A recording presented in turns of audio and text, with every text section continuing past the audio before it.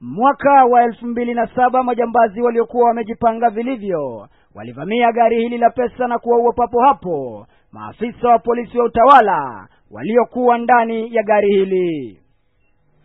Punde tu baada ya kisa hicho, utaratibu na usalama wa wahusika ulianza kupigiwa darubini na kutekelezwa. Mambo yalikwenda sawia kabla ya vipengele kadhaa muhimu kuhusiana na usalama wa wahusika kupuuziliwa mbali. Na sasa wizi huu wa majuzi umefufua jinamizi la jinsi operesheni hizi zinavyoendeshwa kote nchini.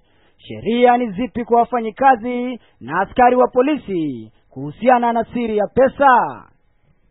So kwa kawaida natakiwa wawe watu watatu peke yao. Natakiwa wajue ni pesa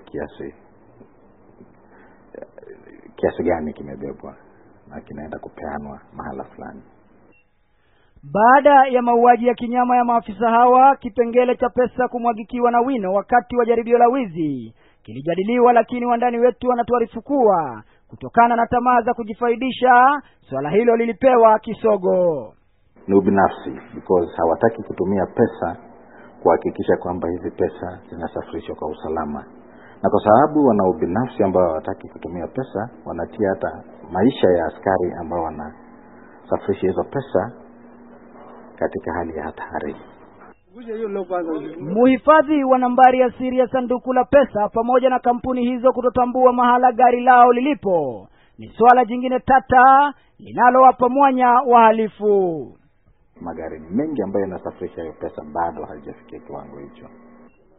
Ni dhahiri kwamba wezi watazidi kuhangaisha Wakenya iwapo huduma hii ya usafirishaji wa pesa haitaimarishwa. Na sio wezi tu, bali pia polisi ni sharti waepushwe kujua siri iliyopo ndani ya kampuni za kusafirishia pesa kwa lengo la kuzuia visa vya polisi kuhusika na wizi.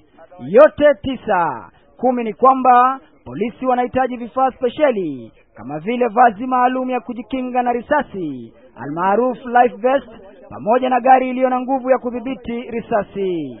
Muhammad Ali, KTN leo.